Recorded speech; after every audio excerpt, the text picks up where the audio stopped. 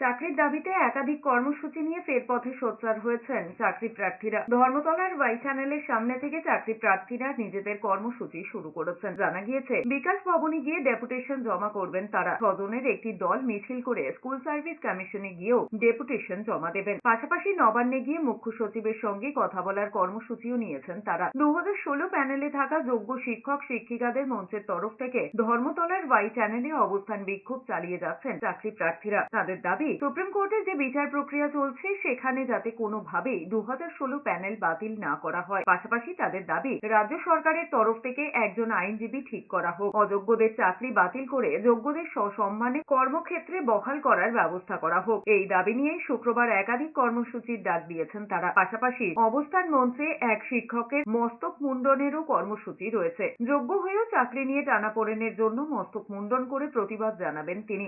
7 তারিখে আমাদের একটা হিয়ারিং আছে, এই সুপ্রিম কোর্টে, তাই সময়ও প্রায় সম্পূর্ণ মাঝখানে স্যাটারডে সানডে দুটো আছে। সেই জায়গা থেকে দাঁড়িয়ে আমরা বেশ কিছু কর্মসূচি রেখেছি। নবান্নের সঙ্গে কমিউনিকেট করার একটা চেষ্টা চলেছে। আজকে সেটাই করা হবে এবং স্কুল সার্ভিস কমিশন এবং বিকাশ ভবন এই জায়গার সঙ্গে একটা কথাবার্তা বলার জন্য আমাদের প্রতিনিধি টিম যাবে। একটা জমায়েত হচ্ছে বিকাশ ভবনের দিকে। চ্যানেলে আমাদের অবস্থান চলবে এবং এখনই আপনারা দেখতে পাবেন যে একজন শিক্ষক কীভাবে কতটা যন্ত্রণায় পড়েছে এই প্যানেলে চাকরি করে।